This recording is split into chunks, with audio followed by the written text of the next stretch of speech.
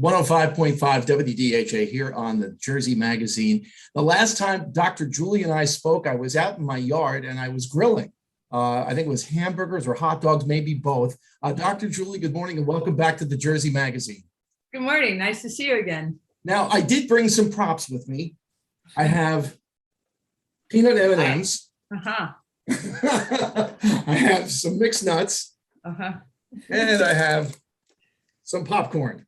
I see. You just needed a reason to go out and buy these things. Well, the reason that we're talking today is we have entered the holiday eating season, which I guess begins with Halloween and continues right through whenever the New Year's festivity ends. I will admit, without some of the props here, we did donate the leftover Halloween candy from the Monahan household, so we didn't have all of the backload to snack up on. But the peanut M&Ms, by the way, are my son's. I go every so often for the mixed nuts, yes. And we're all guilty of snacking on the popcorn from time to time. So we're all very familiar with the COVID-15 or maybe 20. And now here we are in this holiday eating season. How do we not put even more weight on, Dr. Julie? Help us, please. All right, I will. I mean, this is always a scary time of the year, even when you've been not putting that weight on, you're right. One of the things that I'm really pushing my patients to do, I always do, but I'm really, looking them in the eye and getting their agreement on this at this point is they need to eat protein. They're skipping their proteins. They're, eating coffee and a bagel for breakfast, or they're skipping breakfast saying, oh, I'm just not hungry. And the fact is we are missing good proteins. I'm talking fish, chicken, eggs, meat. I don't care what form from that real food that it's in. I'm not a big fan of protein bars, but when you put the protein in, it gives the cells the hardest food and all the nutrients from the protein that it needs to run the metabolism better. Most people who have put weight on and who can't lose weight are starving. And when they're starving, the whole system shuts down. So even the overweight women who only snack and eat salads, they are missing nutrition. So at a cellular level, everything's slowing down, saying, sorry, man, we are starving. We're not going to lose a single ounce of fat for you.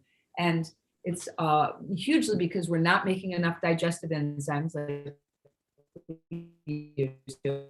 I give high quality digestive enzymes to every one of my patients to aid in the fact that they're starving. So we need to bring the most nutrition we can from every one of our meals.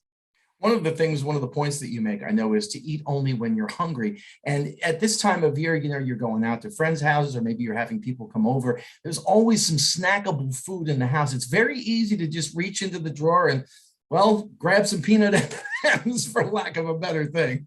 I think it's everybody's downfall, including myself. And because I know that, and I'm aware, and I talk about enough of this to patients, I always have hard-boiled eggs on hand.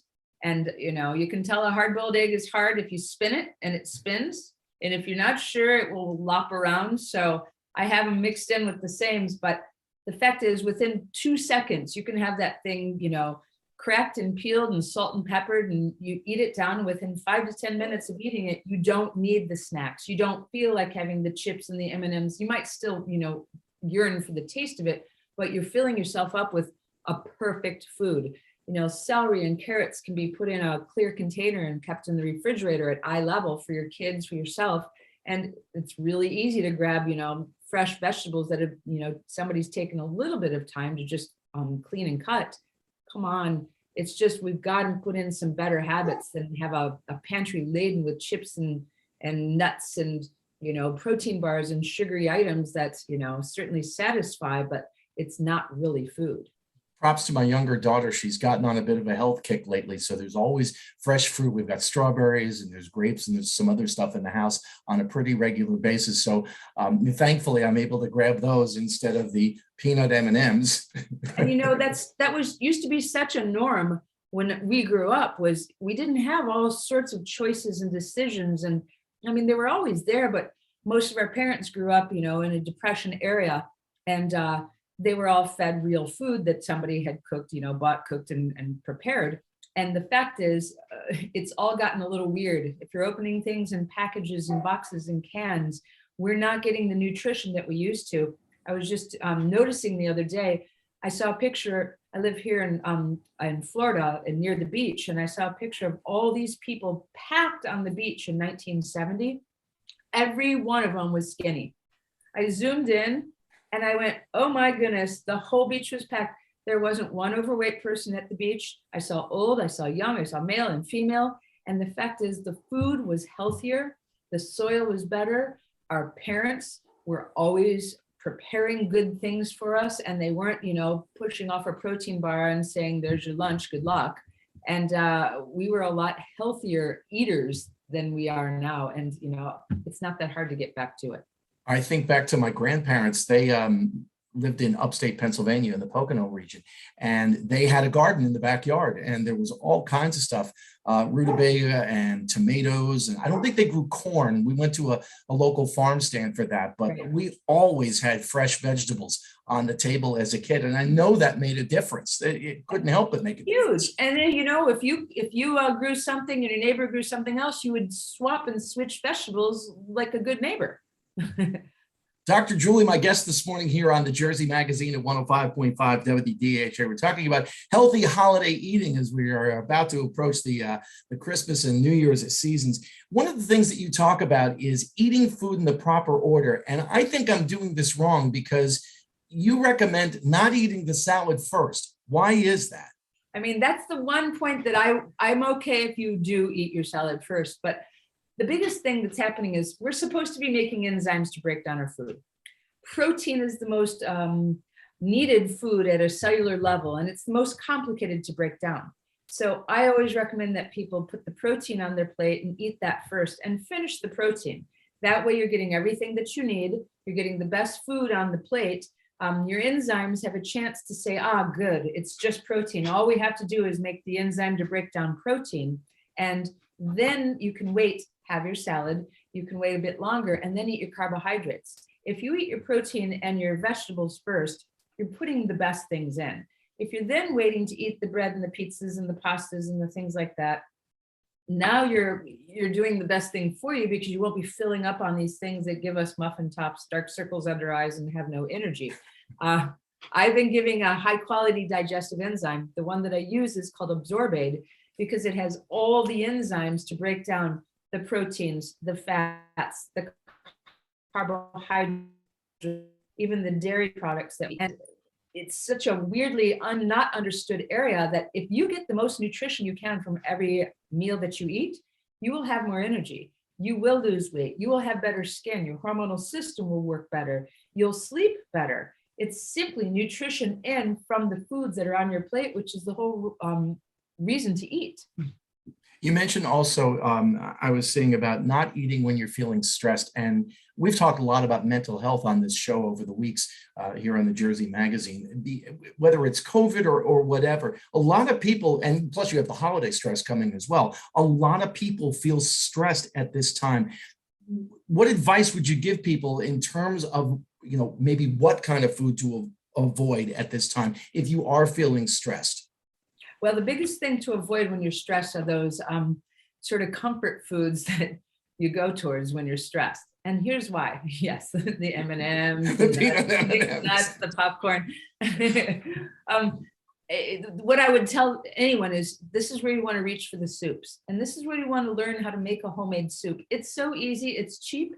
It completely stretches your home grocery bill when you can make a soup. You can even freeze the stock from it, but it's super easy, and it doesn't take a lot of work to digest it. When you're stressed, your digestive system says, sorry, man, we're not the most important. You've got your heart beating, you've got your adrenals going, you've got your hormonal system. So digestion becomes least important compared to other systems of the body. So this isn't where you go eat your pint of ice cream and sit back on the couch and consume all the things that you've got there as your props. And you want to, have some protein drinks, eat some fruit, have vegetables, have fish. It's super easy to digest, have eggs, things that aren't complicated. What kind of spices and extra ingredients do you recommend? Pretty much all of them. You don't want to oversalt your food, which people do know, but one of the things that happens with people is they're not using enough spices. And most people think spicy means, or spices means spicy. I'm not a huge fan of using over spicy foods because if it burns your tongue, it's burning your intestine. You don't want to irritate the mucosal lining that much over and over and over. But, I found that, the spice cabinet is more for show. And really, if you used marjoram and dill and basil and oregano and sage and all these things that maybe you use in a recipe on occasion, you'll find that you're more satisfied during a meal because you hit the green spices harder. And, I'm not just talking a little sprinkle. I'm saying, try it, use a lot. Take a little organic garden. Put a little garden outside in your, bay window if you've got some sun up there in Jersey, and clip some basil and some oregano. It's so easy and nice, and it really makes you more satisfied every time you eat because you're using those flavors correctly. Dr. Julie, for WDHA listeners who want some more information on healthy holiday eating, where do they go? They can go to a website to find out about the Absorbaid. It's called naturesources.com. They can read all about it. They can find out the different forms it comes in. You can give it to kids. You can give it to your dogs. You can give it to elderly and yourself. And out of all the years that people have said, listen, doc, I don't want to pay for those vitamins. It's too many. I don't want to take all those vitamins. I'm not a vitamin person. I go, all right, fine. I got one thing for you. Take this Absorbaid because it really will wring the most nutrition you can from every meal that you have to purchase and buy in the first place. So check out the Absorbaid. They can also get free samples if they call the 1-800 number and use the code radio. That's 1-800-827-7656. They can ask for some free samples, or they can get 20% off their first order.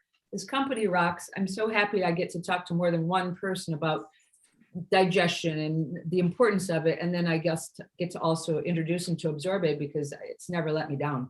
Well, Dr. Julie, thank you for your time. And hopefully our listeners take you up on this. The best of the holiday season to you. Thank you so much. Pleasure.